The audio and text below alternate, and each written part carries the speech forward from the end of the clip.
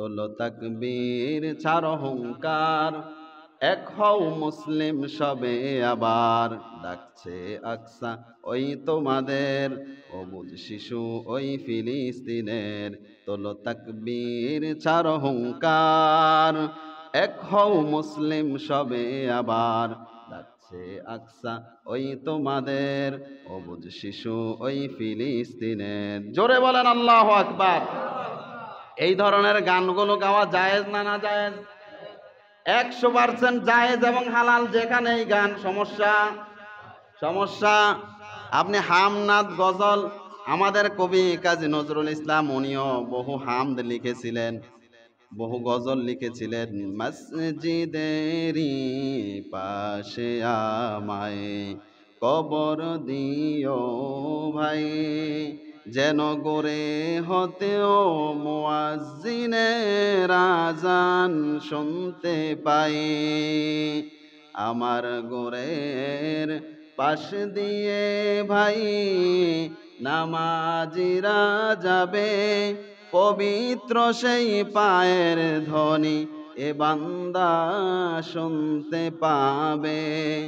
গোর আযাব থেকে গুনাহগার পাইবে রেহাই, মসজিদেরি পাশে আমায় কবর দিও ভাই। চিল্লায়া পড়েন আমিন। কবি কাজী নজরুল বলছেন, এই দোয়াটা ওনার কবুল করেছেন কে?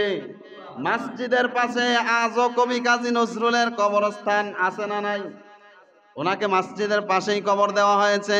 এই দোয়া আল্লাহ কবুল করেছেন। মন থেকে গান গেয়েছিলেন, আল্লাহ আমার কবরটা মসজিদের পাশে করেন, যেন নামাজীদের পায়ের ধ্বনি আমি শুনতে পাই। পায়ের ধ্বনি শুনতে পেলে, নামাজীদের পদধ্বনি শুনতে পেলে গড় আযাব থেকে, কবরের আযাব থেকে আমি মুক্তি পেয়ে যাব। সুবহানাল্লাহ। এই ধরনের গান গাইতে হবে, এই ধরনের গান গাইতে হবে, সমাজের মাঝে প্রচলন করতে হবে। আজ এই যুবকদের একটাই মাত্র লক্ষ্য এবং উদ্দেশ্য, অশ্লীলতা ছেড়ে দাও সমাজের মাঝে, এমনি শান্তির ফুলগোদারা বইতে থাকবে। সমাজের মাঝে শান্তির ফুলকুধারা যখন বইতে থাকবে, তখন কোনো ভণ্ড, কোনো প্রতারক, কোনো হিন্দু, কোনো খ্রিস্টান, কোনো বৌদ্ধ মুসলমানদের ওপর অত্যাচার নির্যাতন করতে পারবে?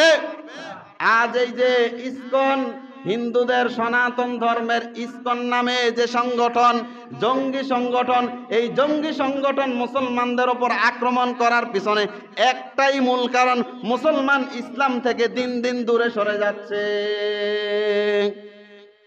না হয় ইসকনের মতো এই 97% মুসলিমের দেশে হিন্দুর কোন সংগঠন, ঠুনকা সংগঠন, যেই সংগঠনগুলোকে মুসলমান, যত কোটি মুসলমান আছে সব মুসলমান একসাথে পেশাব করে দিলে বঙ্গোপসাগরে এতদিনে ভেসে চলে যেত।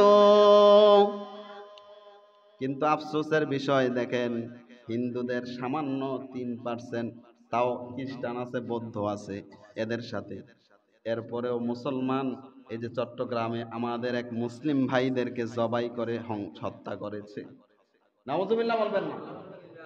আমাদের একজন অ্যাডভোকেট সম্ভবত, ওনাকে জবাই করে হত্যা করেছে। নাউজুবিল্লাহ বলবেন না? এই সাহস ইসকনকে কে দিয়েছে? ইসকনের সংগঠনকে আমরা জানাতে চাই, খবরদার, মনে রাখবা, এই দেশ কিন্তু গুজরাট নয়, এটা বাংলাদেশ। এই দেশ কিন্তু ইন্ডিয়া নয়, এটা শাহজালালের বাংলাদেশ। এটা মুসলমানদের পুণ্যভূমি। এই দেশের মাঝে আউলিয়া আছে, এই দেশের মাঝে মুহাদ্দিস আছে, এই দেশের মাঝে মুফতি আছে। এই দেশ মুসলমানদের দেশ।